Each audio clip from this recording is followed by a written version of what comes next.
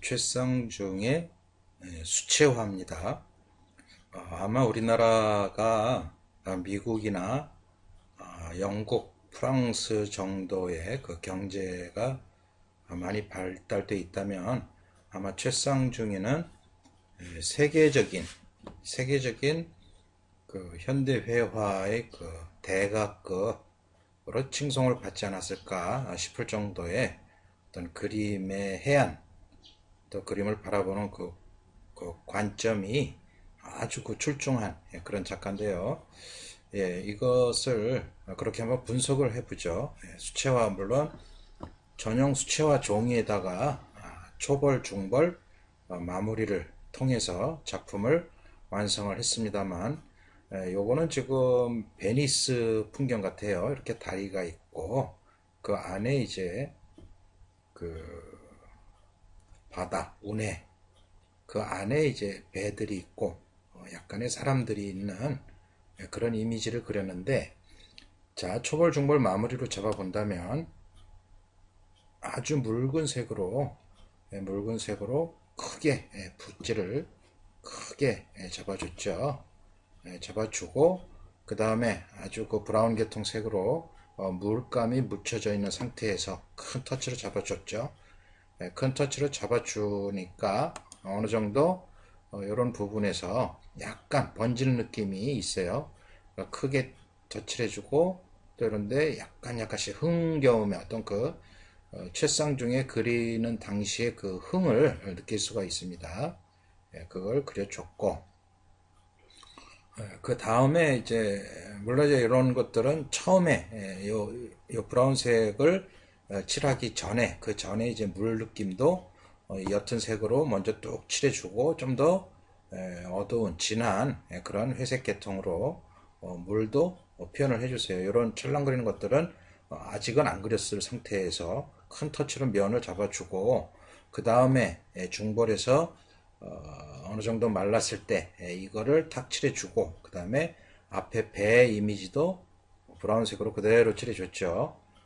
그렇게 하고 브라운 계통에 물을 살짝 묻혀서 이런 부분도 다시 톡톡 칠해줬습니다.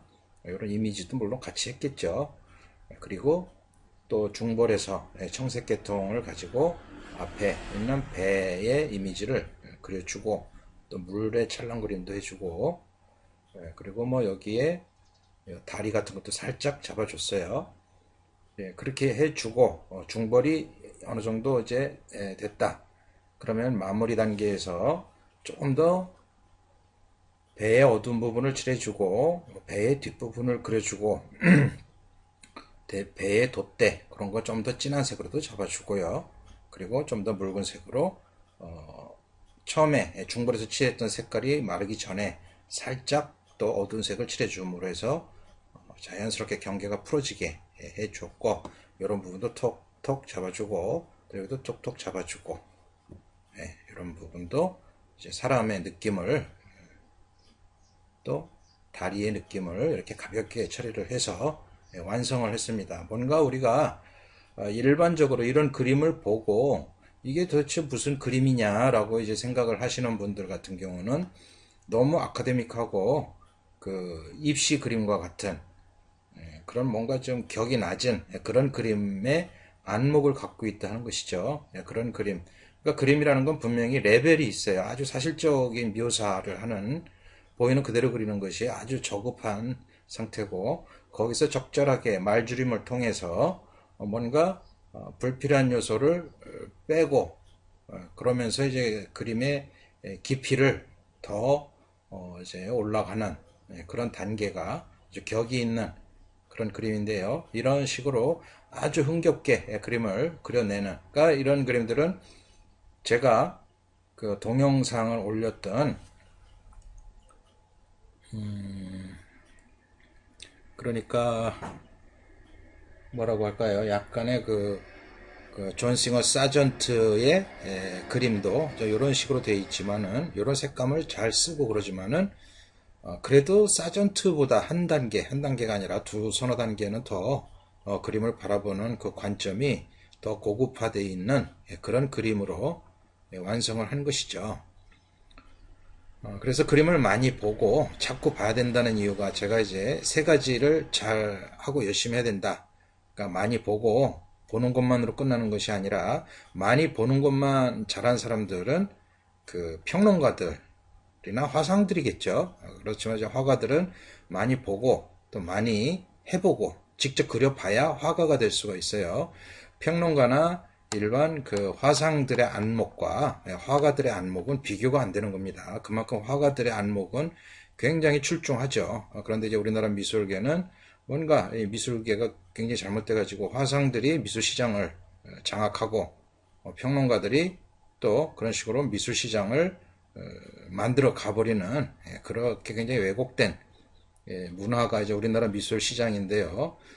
화가들도 그냥 조용히 그림만 그릴 게 아니라 뭔가 자기의 생각 그런 것들을 확연하게 세상에 알리고 자기의 존재를 드러내야지. 그래서 미술 시장의 중심은 작가가 되어야 된다. 그것을 꼭 저는 말을 하고 싶은데요. 어쨌든 간에 그렇게 해서 그 경지가 이루어져서 만들어진 그림이 이러한 그림이라는 거죠. 그래서 이것을 그릴 때 뭐 그리는데 걸리는 시간이야 뭐 기껏해야 10분, 20분 정도 됐겠죠. 그렇지만 10분, 20분에 만들어낸 이 그림의 가치라는 것은 이거는 무한한 가치를 갖고 있어요. 그러니까 그 무한한 가치라는 것은 그만큼 미술사적으로 어떤 그 깊이를 충분하게 갖고 있는 것이고 이걸 하나를 가지고서도 뭐 논문을 쓴다면은 굉장히 많은 그런 어떤 깊이 있는 논문을 쓸 수 있을 정도의 예술적 가치를 갖고 있다는 것이죠. 그래서 그 가치를 얘기한다면 그 금액적으로도 비교할 수 있는 그 정도의 그 퀄리티를 갖고 있지만 우리나라가 그렇게 세계적으로 많이 발달된 그런 어떤 문화적인 나라가 아니다 보니까 그림값이 그렇게 많이 현실적으로는 많이 받지는 못합니다. 이 그림은 영국의 그 윌리엄 터너 같은 경우는 영국의 세익스피어와도 바꾸지 않겠다 할 정도의 그 수준 높은 작품의 그 격을 인정받고 있는 사람인데요. 우리나라는 왜 이런 류의 그림들을 인정을 못하고 그리고 또 이런 류의 그림을 발전시키지 못하는지에 대한 그런 참 아쉬움이 너무 많은데요. 정말 어떤 이런 격을 논할 수 있는 그러니까 그림이라는 것은 뭐 유화가 제일 비싸고 그 다음에 수채화 그 다음에 판화가 제일 싸다 이런 어떤 그 단순한 논리가 아니라 작품의 격을 봐야지 되는 것이죠.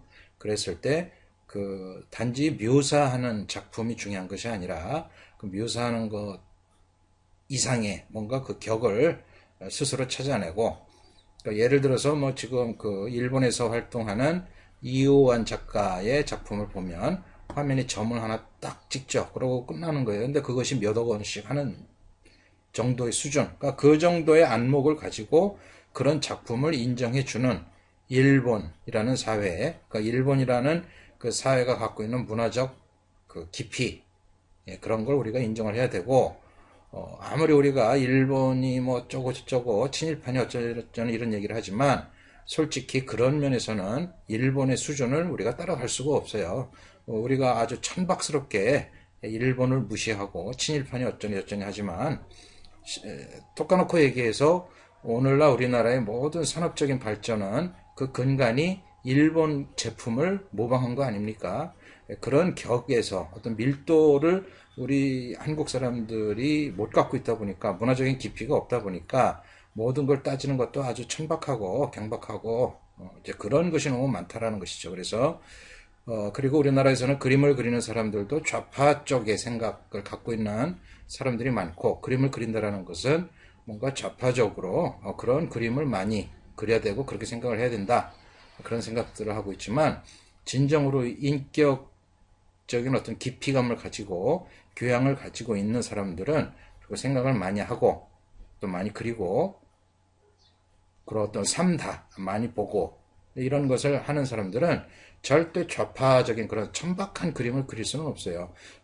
좌파적인 그림들 보통 우리가 이제 많이 보죠. 좌파적인 애들이 그리는 그림들. 예를 들어서 옛날에 박근혜 그림을 가지고 뭐 아주 뭐 박정희의 애를 낳는 뭐 그런 식의 그림들, 그런 걸 예술 작품이라 굉장히 파괴적이고 선동적인 그런 그림들을 좌파적인, 그리고 또 진정한 그림이다 생각하는 사람들, 그런 사람들은 정말 물론 이제 그 또 공산주의 사회에서는 그런 그림도 인정을 하겠죠. 물론 그 공산주의적 이념에 찌들어 있다면 논리가 그렇게밖에 될 수가 없으니까.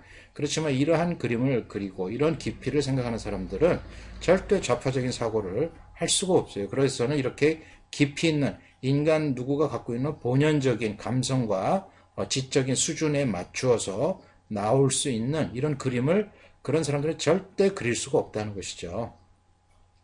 그래서 뭔가 그 낭만적이고 뭔가 어떤 지적인 어떤 정서적인 깊이를 느낄 수가 있는 그런 그림들에 대해서 존중감을 갖고 그 가격을 무한정으로 그냥 뭐 10분 정도 그린 거니까 뭐 가격이 얼마겠어 이렇게 생각하는 것이 아니고, 예술 작품이라는 것은 그 시간에 비례하지가 않아요. 그 무한정으로 그 그림값이라는 것은 인정될 수밖에 없는 것이니까 그런 가치를 인정할 수 있는 그런 사람들이 되어야 하고, 절대 좌파적인 생각을 갖고 있는 사람들은 그런 깊이를 깨달을 수가 없습니다. 그냥 노동자들, 물론 노동자를 무시하는 게 아니라 일반적으로 노동자들이 갖고 있는 그런 어떤 사고의 가벼움, 깊이가 없죠. 단순하게 생각을 하고 그런 수준에서는 뭔가 정신적인 깊이를 도달하기가 참 어렵다 하는 것입니다.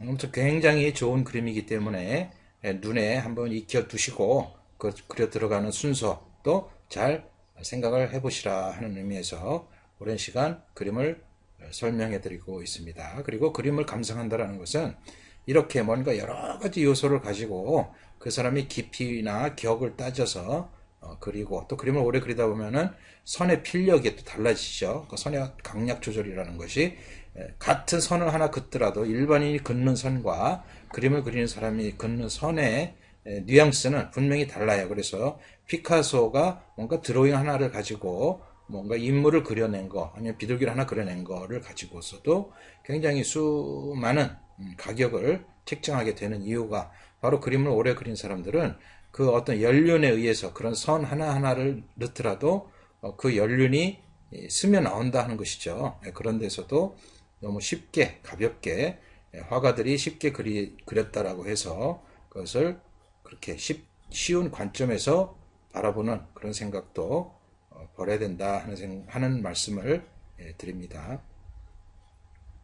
네, 유화를 하나 더 보죠. 유화 같은 경우는 물론 이제 이거 두텁게 해서 나름대로 초벌, 중벌, 마무리를 해서 그림을 그리긴 하지만은 이 그림에 비하면은 그 밀도나 깊이감에서 많이 뒤처지는 역시 칠성중의 그림입니다만, 어쨌든 간에 유화와 수채화의 기본적인 차이, 수채화라는 것은 마치 우리가 쓰는 그 동양화에서와 같은 그런 그 물맛, 농담을 활용할 수가 있기 때문에 훨씬 그 깊이감을 말줄임을 통해서 표현할 수가 있죠. 거기에 비해서 유화라는 것은 그런 번짐 효과를 자연스럽게 낼 수가 없고 모든 것을 인위적으로 해야 되기 때문에, 물론 여기서도 물감을 처음에 초벌 단계에서 좀 더 묽게 칠해주고 그 마르기 전에 그 위에 덧칠을 하면서 초벌, 중벌, 마무리를 한다면 이와 같은 수채화의 이런 맛도 어느 정도는 흡사하게 표현을 할 수 있겠지만은, 그래도 이거 같은 경우는 유화 특유의 어떤 그 표현력 때문에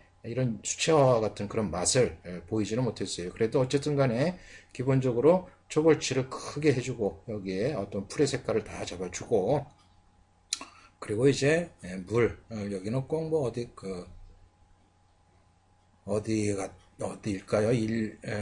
인천의 그 소래포구를 간 것 같죠. 그래서 아무튼 이런 것도 굉장히 사실적인 묘사를 했는데, 사람도 굉장히 사실적이죠. 그런 사실적인 묘사, 또 이런 잔 효과들을 너무 많이 잡아준다라는 것은 이와 같은 격에서 또 처진다 하는 것입니다. 가능한 한 말줄임을 더 했다면, 근데 여기서는 어떤 유아의 특유한 그런 어떤 그 사실적인 표현력을 따라가다 보니까 사람도 좀 더 구체적으로 빛과 어둠을 따져서 그려주고, 거기에 뭐 염소 같은 것도 해주고 물의 표정도 해주고 또 그 앞에 무슨 그 작은 꽃들의 이미지도 잡아주고 물이 비치는 것도 해주고 배의 특징도 표현해주고 제가 지금 또 새들도 그려주고 제가 지금 얘기하는 거를 봐도 너무 많은 얘기들을 하나의 화면 안에 집어넣죠. 거기에 비해서 이 그림을 본다면 많은 얘기가 없어요. 그렇죠? 예, 하나의 항구에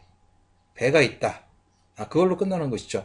이런 어떤 다리가 있다. 그런 것도 생략했고, 여기에 건물이 있다. 그 세세한 것도 다 생략을 했고, 앞에 또 작은 요소, 작은 어떤 그 부둣가가 있다. 그것도 생략을 했습니다. 가능한 한 생략을 많이 함으로 해서 그림의 격이 더 올라간다는 것입니다. 거기에 비해서 똑같은 사람이 그린 거지만은 너무 많은 얘기가 있죠. 이렇게 그린 것조차도 실제 말이 별로 없는 것인데, 하물며 더 좋은 그림과 비교를 했을 때는 그만큼 또 그림의 격이 또 차이가 있다는 것입니다. 그러니까 똑같은 그림이라 하더라도 똑같은 사람이 그린 거라 하더라도 그렇게 그림의 가치에서 높낮이가 분명히 있다는 것이죠. 그래서 여러분들도 그림을 선택할 때 뭔가 사실적으로 그렸다.